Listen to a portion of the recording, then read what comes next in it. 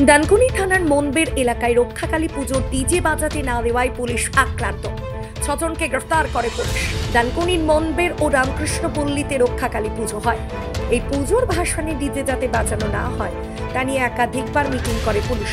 তা সত্ত্বেও গতকাল ডিজে বাজানোর চেষ্টা করা হয় বলে অভিযোগ।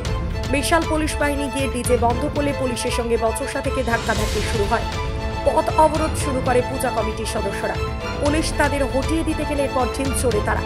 আহত হয় 5 জন পুলিশ কর্মী। তার মধ্যে একজন মহিলা কনস্টেবলের গায়ে ইটের আঘাত লাগে।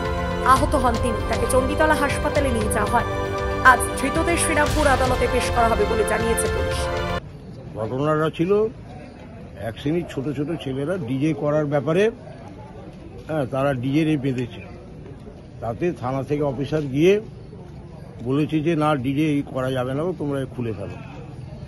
সেই অনুযায়ী অনেক বাকবিতণ্ডা অনেক সব হয়েছে। হওয়ার পরে ওরা রাজি হয়ে খুলেও কিছু দিয়েছিল।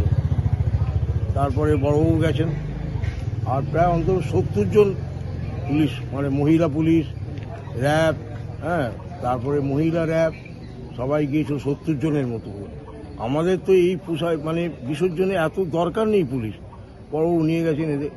এতে এলাকার লোক বলছে আমরা কি সব ক্রিমিনাল? আমাদের এখানকার এত বেশি পুলিশ এসে আমাদের সঙ্গে কি করছে? আমাদের তো কোনোদিন এখানে কিছু ঝামেলা হয় না।